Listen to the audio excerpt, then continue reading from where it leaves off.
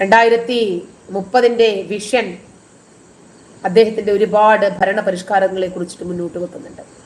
സ്പോർട്സിൽ വളരെ മെച്ചപ്പെട്ട ഒരു സമീപനം കാഴ്ചവെക്കണം. സൗദി അറേബ്യ വളർത്താൻ അദ്ദേഹം ആവുന്നതെല്ലാം ചെയ്യുന്നുണ്ട്. 2030 ലോകത്തിലെ ശക്തമായ രാഷ്ട്രങ്ങളിൽ ഒന്നാക്കും സൗദിയെ. അദ്ദേഹം പറയാം, യാഥാസ്ഥിക ഇസ്ലാമും പെട്രോൾ സമ്പദ് വ്യവസ്ഥയും ഒക്കെയായി അധികകാലം ഇനി മുന്നോട്ട് പോകാൻ സൗദിക്ക് കഴിയില്ല. സൽമാൻ പറയുന്നുണ്ടത്. അദ്ദേഹം ഒരുപാട് പരിഷ്കാരങ്ങൾക്ക് തുടക്കം കുറിച്ചു. ഒരു രാജ്യത്തിന്റെ അന്തസ് ഉയർത്തിപ്പിടിക്കുന്നതിൽ കലയ്ക്കും കായികത്തിനും മനുഷ്യന്റെ സ്വാതന്ത്ര്യങ്ങൾക്കും നിർണായകമായ പങ്കുണ്ട് എന്ന് സൽമാൻ മനസ്സിലാക്കി.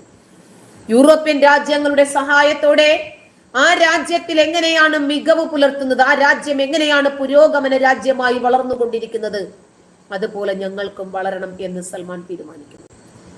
കേവലം കായിക വിനോദം മാത്രമല്ല, എല്ലാ മേഖലകളിലും. അതായത് ഇതൊക്കെ വരുമാന മാർഗം കൂടിയാണ്, ബിസിനസ് ആണ്. ഫുട്ബോളൊക്കെ വ്യവസായമല്ലേ, ഫുട്ബോൾ ഇൻഡസ്ട്രി. സൽമാൻ അത് മനസ്സിലാക്കി. സൗദി അറേബ്യയെയും പങ്കാളിയാക്കാൻ ശ്രമം നടത്തി. അതില് സൗദി സാമ്പത്തിക ഘടനയിൽ വൈവിധ്യമാർന്ന ഒരു സമീപനമാണ് സമ്പദ് വ്യവസ്ഥയിൽ അദ്ദേഹത്തിന്റെ കാഴ്ചപ്പാട് അങ്ങനെയാണ്. പെട്രോൾ ഇക്കണോമി വളർന്നാലും ശരി, അദ്ദേഹത്തിന് വ്യത്യസ്തതയാണ് വേണ്ടത്. സൗദി അറേബ്യയെ രക്ഷപ്പെടുത്തണം.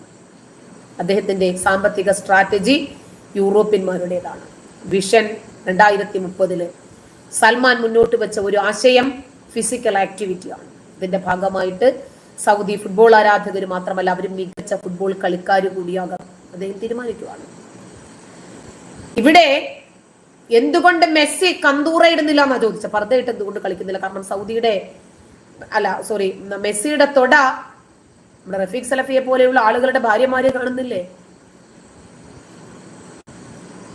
ആലോചിച്ച് നോക്കണം ഇവരുടെ തലച്ചോറ് ഏത് രൂപത്തിലാണ് വർക്ക് ചെയ്യുന്നത്. സൗദി അറേബ്യയുടെ പുരോഗതിക്ക് തടസ്സം നിൽക്കുന്നത് യാഥാസ്ഥിക ഇസ്ലാമിക മൂല്യങ്ങളാണ് എന്ന് സൽമാൻ പറയുന്നു. അതുകൊണ്ട് അദ്ദേഹം ഒരു മോഡറേറ്റ് ഇസ്ലാമിനെയാണ് പ്രചരിപ്പിക്കുന്നത്. വഹാബികൾ, അതായത് മുജാഹിദുകൾ, ഇവരുടെ ആശയങ്ങളെ ഉന്മൂലനം ചെയ്യണമെന്ന് അദ്ദേഹം തീരുമാനിച്ചു. സൗദിയില് ആധുനികവൽക്കരണമാണ് വേണ്ടത് എന്ന് അദ്ദേഹം തീരുമാനിക്കുന്നു. അതിന്റെ ഭാഗമായി സ്ത്രീകളാണ് ഒരു രാജ്യത്തിന്റെ ഉന്നതി. സാമൂഹിക പദവിയിൽ സ്ത്രീകളുടെ വിഷയത്തിൽ മാറ്റം വരുത്തണം.